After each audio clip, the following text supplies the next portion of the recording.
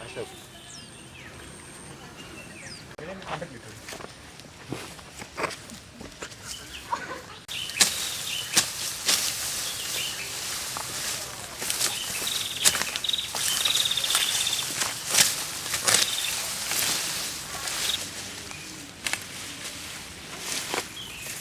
Betul.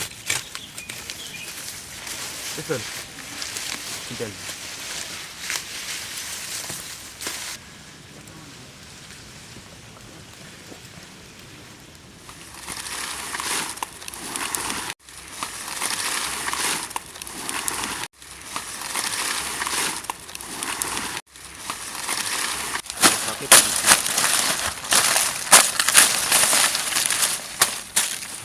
Terang bulan.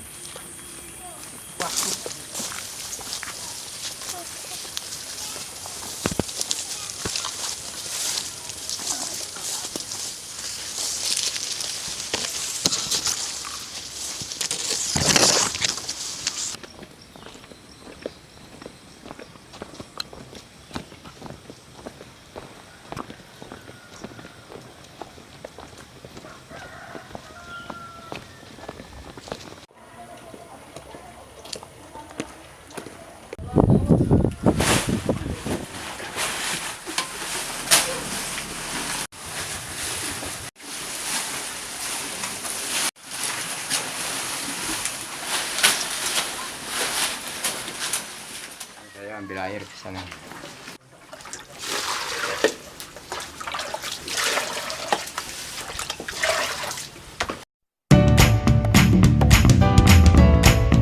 Preview.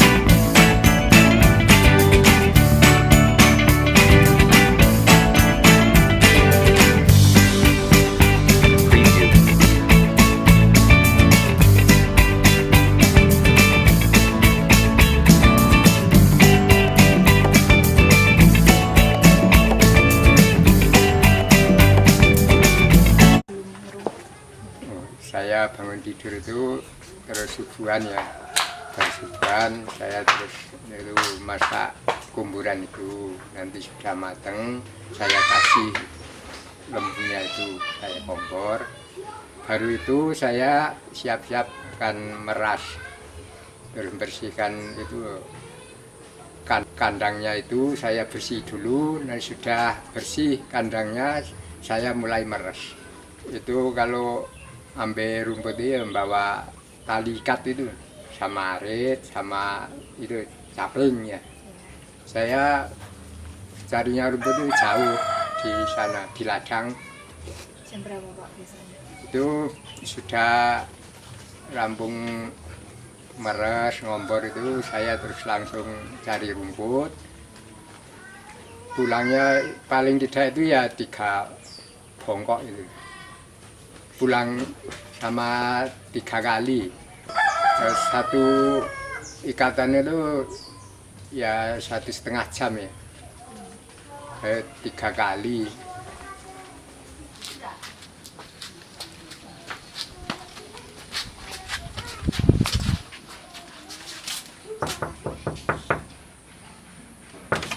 Assalamualaikum Kang. Oh iya, berapa Mbak ya? Satu aja. Satu. Ini yang susu serai apa yang susu biasa? Susu biasa aja. Oh, susu biasa ini. Moga Mang milih. Oh, yang ini berapa? Kebetulan saya kan sering belanja di tempatnya Ibu Mas Tris tuh. Nah, terus kan kebetulan Mas Tris lagi sini, terus dia itu bilang, "Mbak, kalau mau pakai sabun susu boleh coba dulu." gitu.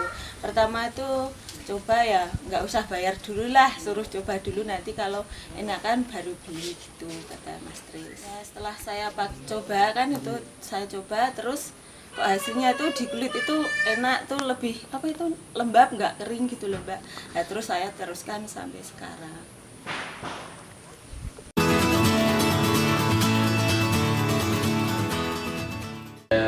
kalau ide awalnya kita gini, jadi karena saat itu saya ketua kelompok gabungan peternak itu yang ngelola susu, dan saat itu ngelola susu sapi perah itu kan hasilnya lumayan besar.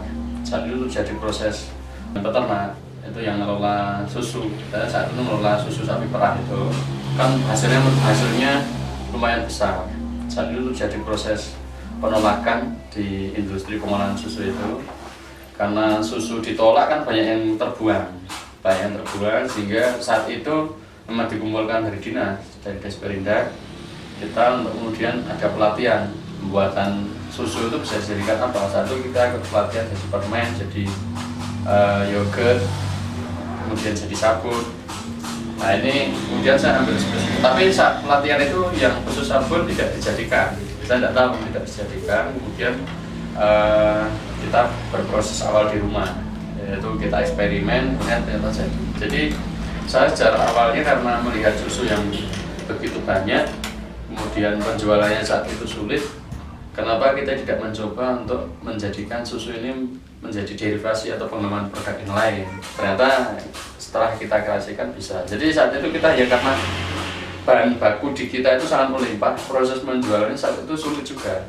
Sulit sehingga kita kan harus punya ide untuk menjadikan susu ini menjadi nilai tambah seperti apa. Itu secara awal. Kalau kendala secara teknis proses pembuatan sebenarnya tidak, karena kita dibuat saat ini saya membuatnya masih tradisional handmade ya. Jadi proses buatan tangan sendiri secara tradisional.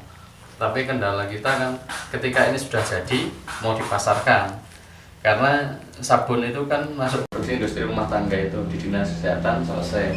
Tapi kalau mau sabun itu karena masuk kosmetik, kita perizinan kan harus sampai Balai POM.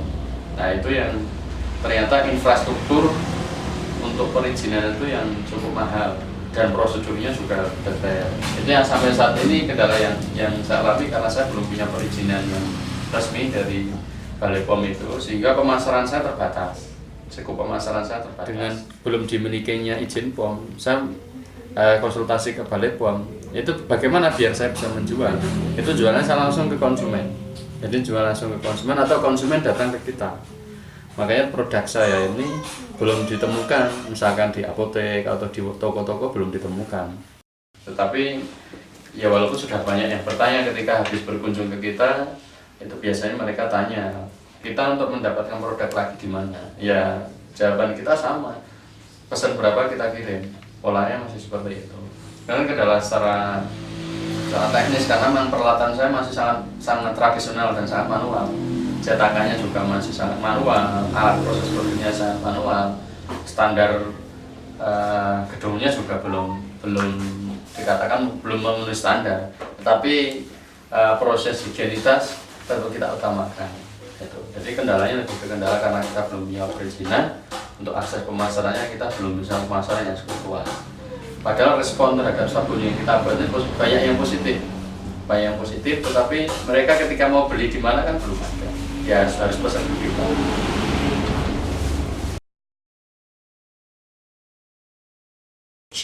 Ya.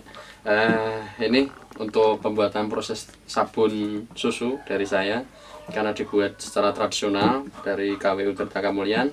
Alat-alat yang ada kita pakai ember, pengaduknya pakai kayu. Kenapa pakai kayu? Ini yang tidak korosid. Kalau pakai yang unsur ada besinya itu nanti korosid masuk ke unsur sabun.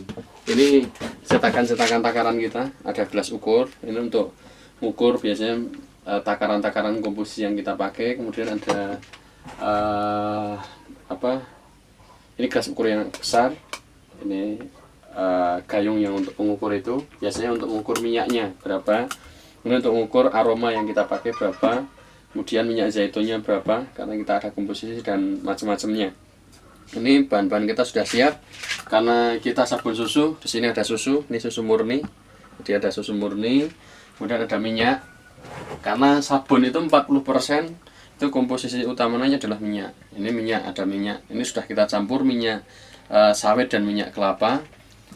Cara pertama adalah nanti minyak sawit dan minyak kelapa kita tambahkan dengan semua minyak-minyak itu kita tuang di sini. Kita tuang. Jadi ini minyaknya kita tuang ya.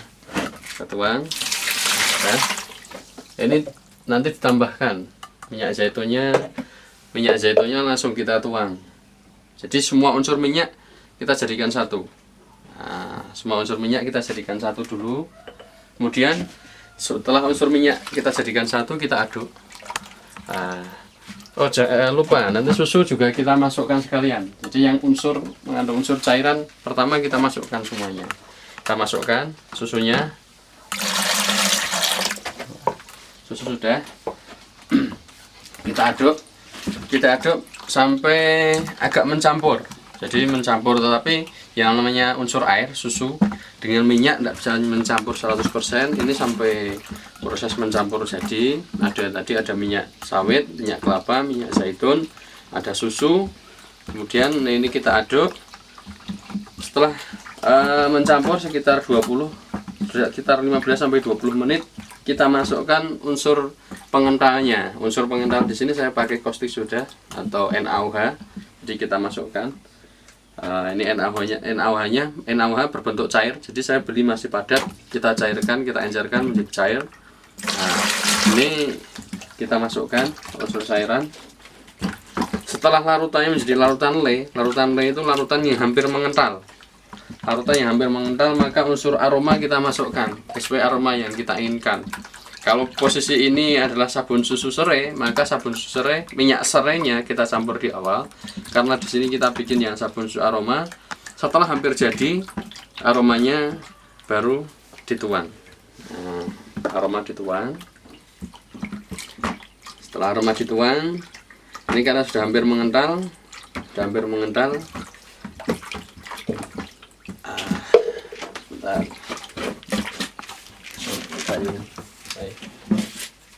Nah, ini kita ambil pakai gayung, dituang.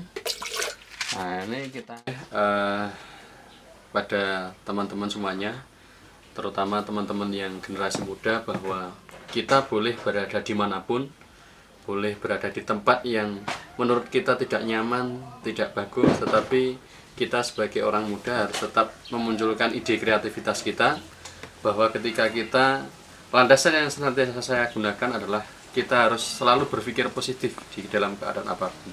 Kenapa? Ketika kita berpikir positif, maka akan muncul peluang. Sebagaimana ketika saya melihat permasalahan di daerah saya, banyak bahan baku yang melimpah tentang susu, orang berpikir hanya dijual susu curah.